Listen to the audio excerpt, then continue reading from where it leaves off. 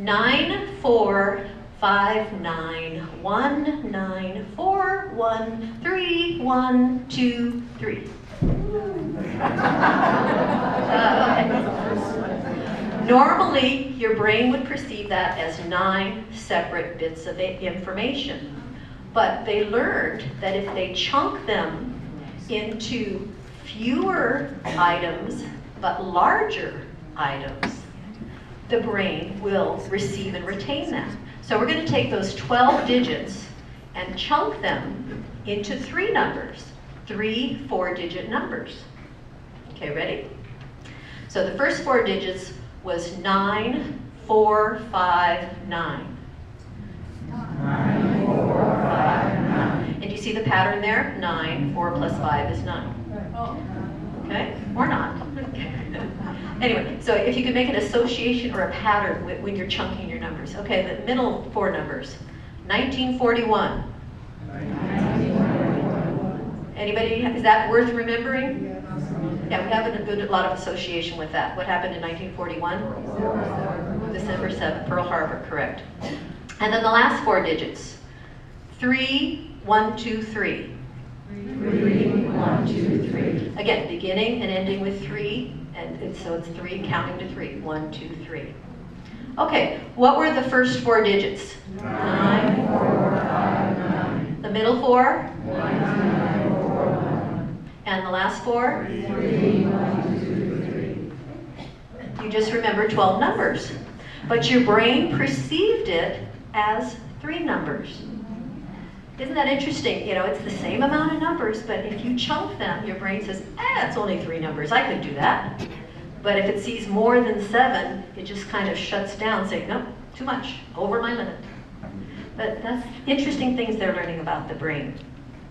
Also, about 10 years ago, or a little over 10 years ago now, neuroscientists who study the brain and the central nervous system made a discovery that kind of turned science on its ear. Because back in the early 90s, when I was working on my master's in counseling, we were taught that you're born with all the brain cells you're ever going to have, so you better take care of them. But in the late 90s, with the advent of new technology and new research techniques, they found that that wasn't true. We can continue to grow new brain cells in certain parts of the brain throughout our lives. So again, that changed the textbooks were now wrong, what we had when I was going to school. We also know that there's a lot of changes that are normal for us as we age. For instance, does anybody have a little trouble reading small print? You know, it usually starts in the 40s, but we don't think, oh my gosh, I'm going blind, I can't read small print anymore. We know it's a normal part of aging. And then how do you adapt to that change? You get reading glasses. You don't stop reading. You adapt to this normal change. Well, there's some other changes that go on. For instance, your brain starts shrinking.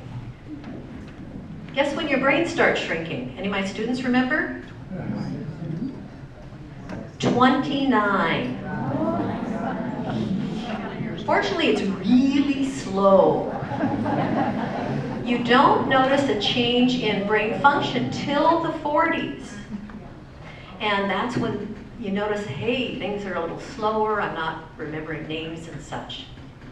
Another thing that they're finding out a lot, and it's the root of a lot of our forgetfulness, is we don't filter out distractions like we used to be able to do. I can think, I need to get my scissors, and by the time I go to the next room to get my scissors, I've noticed that, oh, I should vacuum the floor. I don't have vacuum cleaner bags. I better go to the drugstore. Oh, what else do I need from the drugstore? And by the time I'm where the scissors are, I've totally forgotten. So knowing that my brain, because I'm over 50, my brain is acting different now. I have to add extra anchors to whatever I want to remember, whether it's a parking place, my glasses, my keys, you know, anything worth remembering. Because my brain works different now, I have to make an extra effort. And some of those efforts are different, they're called mnemonic devices. Anything that aids you in memory, whether it's repeating, singing, just saying things out loud. Have you ever read the whole page in a book and you get to the bottom, I have no idea what I read. You know, because one word or one thought will set your mind off, you're still going like this. But anyway, a technique for helping you avoid that distraction is reading out loud. Yeah, when you think about it, just reading, you're just using your eyes and trying to understand the words. If you're reading out loud, your mouth is moving, you are hearing what you're saying, and you're reading on top of that. So again, it's a triple reinforcement of what you just read. And hearing yourself talk out loud kind of keeps you a little more focused. You notice when you stop talking, or all of a sudden you say, and I have to go to the grocery store.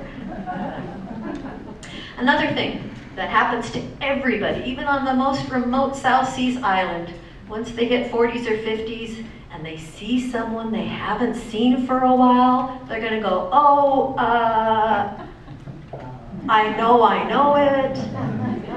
It has a very technical name. It's called, well, we call it toting, T-O-T-E. It stands for tip of the tongue experience. Highly, highly technical term there.